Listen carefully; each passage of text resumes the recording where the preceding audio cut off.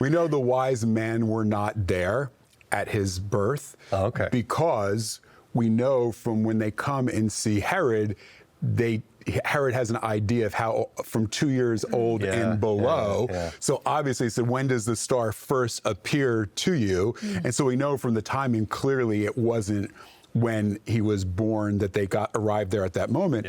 And so they come about 2 years later, year and a half, 2 years later, somewhere in there. And I think they're so significant. Who are these wise men? And why do they care? These pagan guys come. Why do they care about the birth of a Jewish king? Yes. You know, why does it matter? Do we even know where they're from?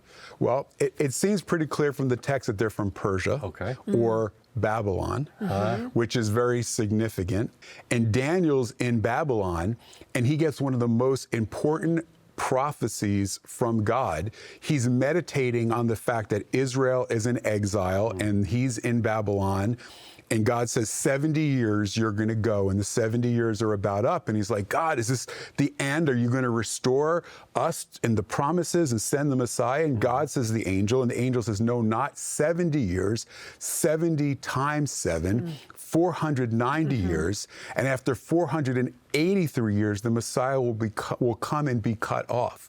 So Daniel gave the exact time frame. It says from the decree to rebuild Jerusalem, 483 years until the Messiah comes and is cut off. The wise men knew the exact timing of the coming of the Messiah, and they cared because Daniel was the greatest wise man. He gave them this tradition. They knew that it was going to happen from the decree to rebuild Jerusalem, so they had an idea why it was important. But then how did they know to follow a star? Well, there's another prophecy in the Bible called the star prophecy.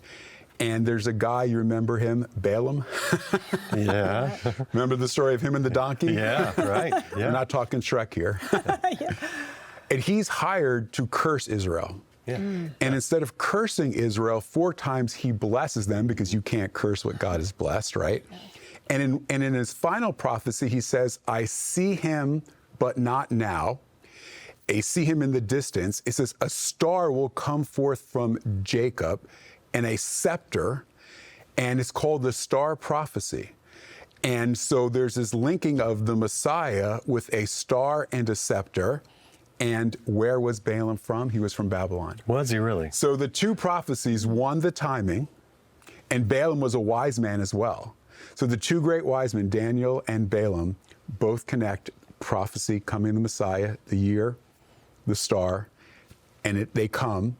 And when they bring those 3 gifts, it's actually significant because the shepherds represent the Jewish people recognizing Jesus as the Messiah.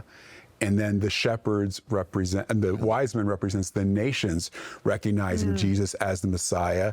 And there's another key prophecy that ties in Genesis 49, the scepter shall not depart from Judah, nor the ruler's staff from between his feet until Shiloh comes. That's the Messiah. And to him will be the obedience of the nations. And the word Shiloh can literally mean, and they will bring gifts to him.